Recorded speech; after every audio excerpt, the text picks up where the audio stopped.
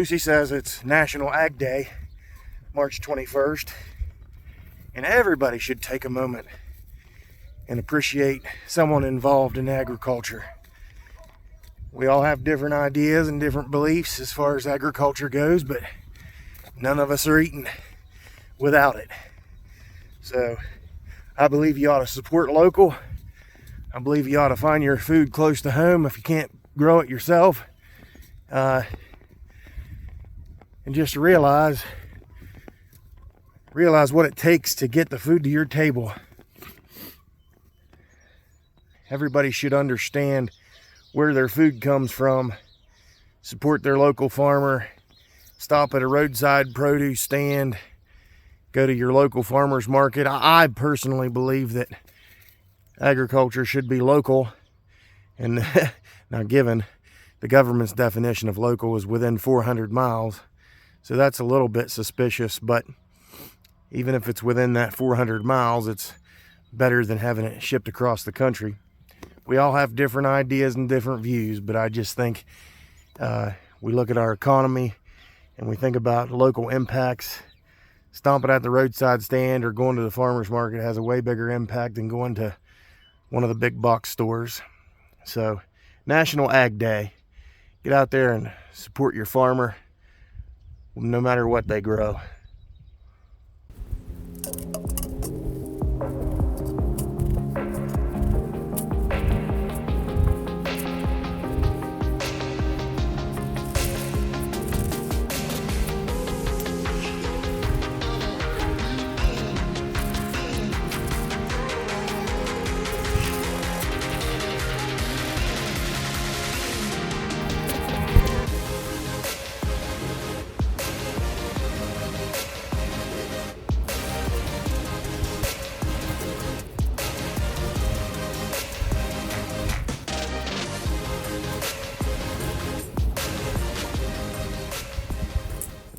As far as these show animals go, let's be honest. At the base level, you're not into this to make money. These fair animals, these show animals, for the most part, these are projects and these are hobbies. Can there be money in them? Yes. But is there money in them most of the time? No. There's a far greater input into developing them and raising them and taking them to places to show them.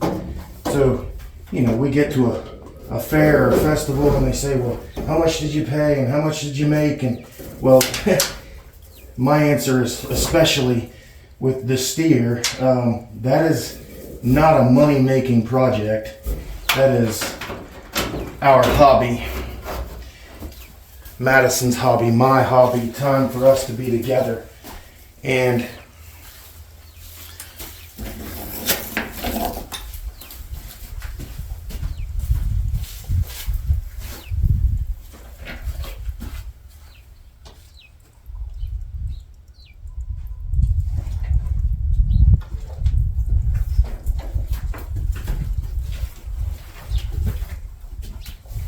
people become shocked and dismayed that you would put so much money and time and effort into something that you're not planning on making any money with.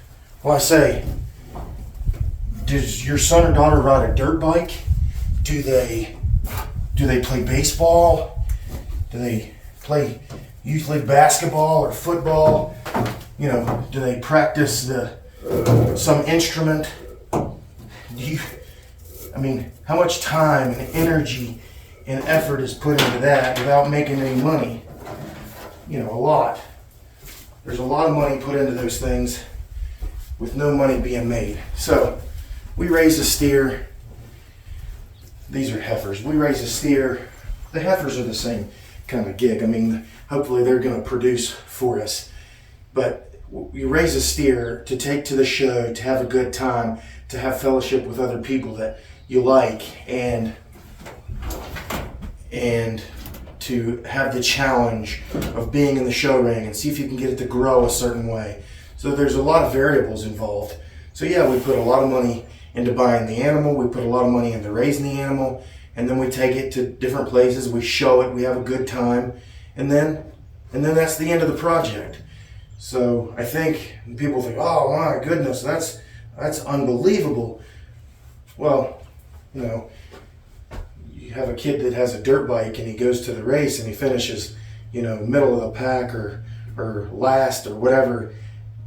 Do you continue to let them ride, or, you know, they play far in the outfield in baseball and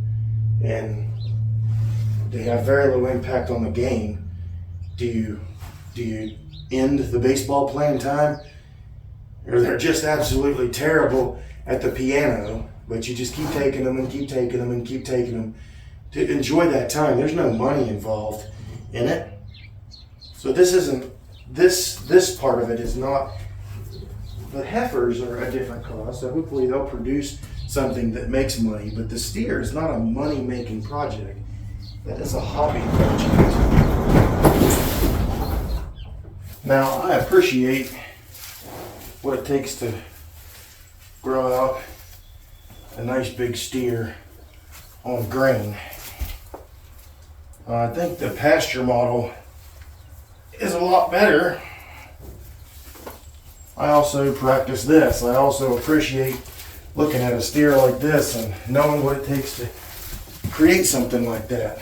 We can have debates on the healthiness of the meat to people, but because we're feeding it such a, you know, we're fattening it up, we're growing it quickly, we're not, we're changing its natural diet.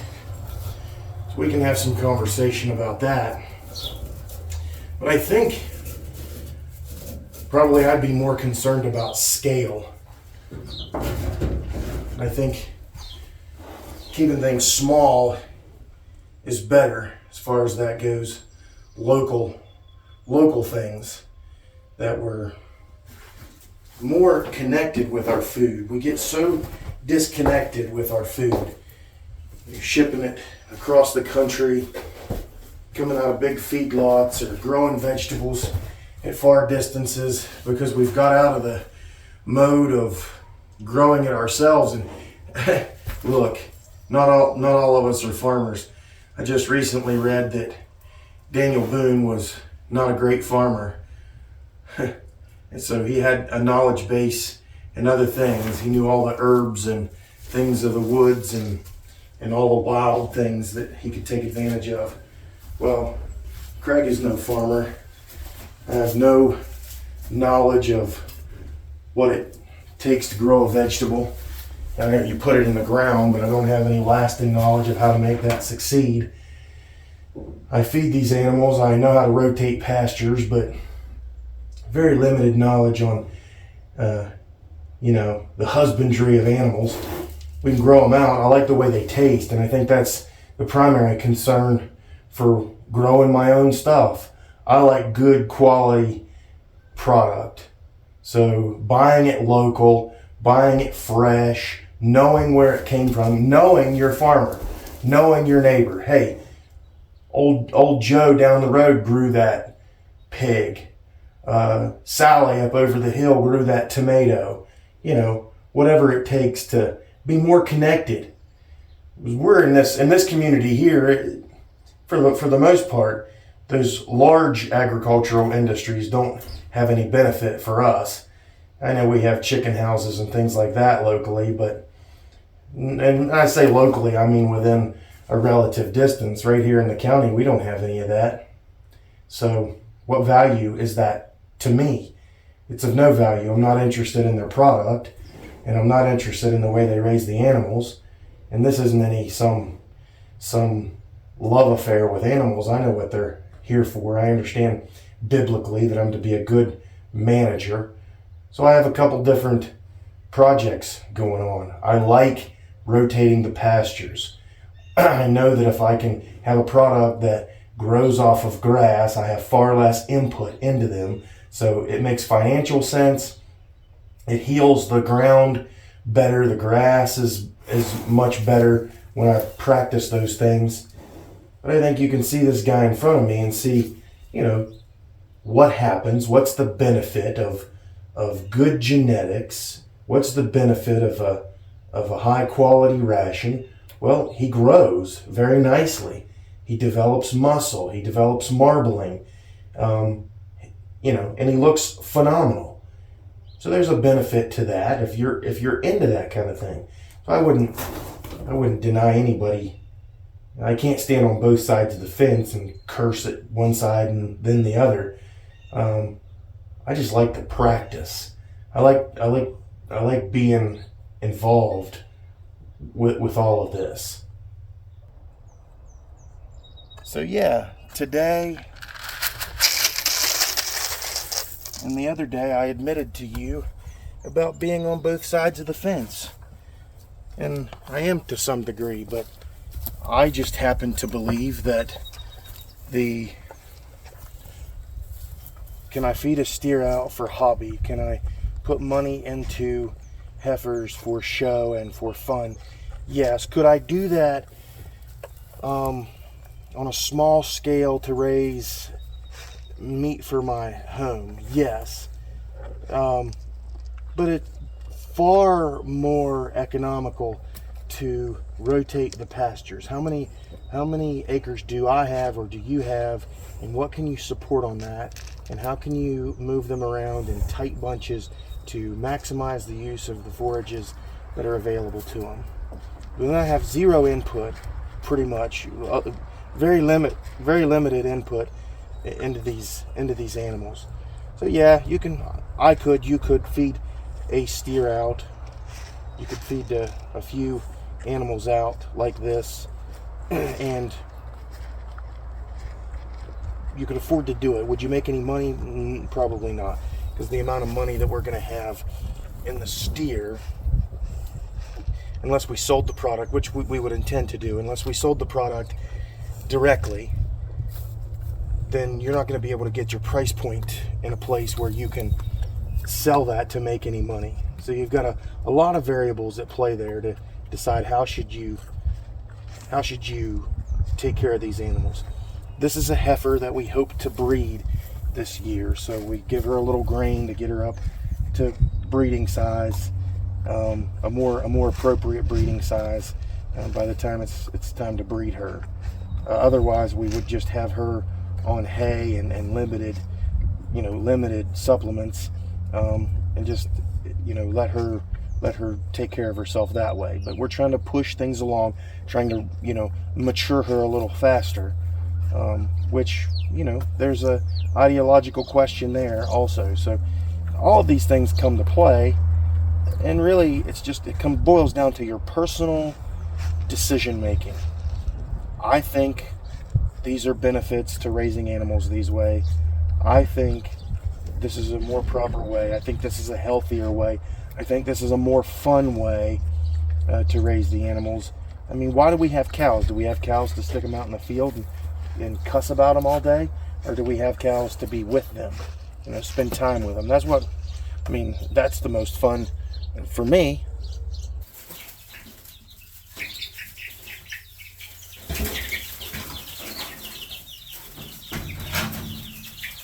Come on.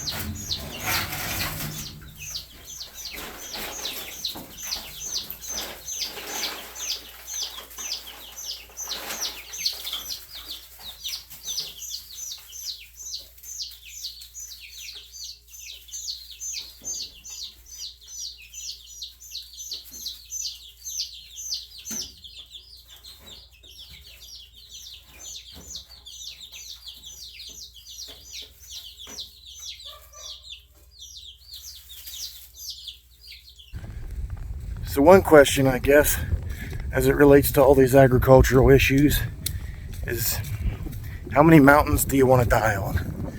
You know, how important is the cause to you?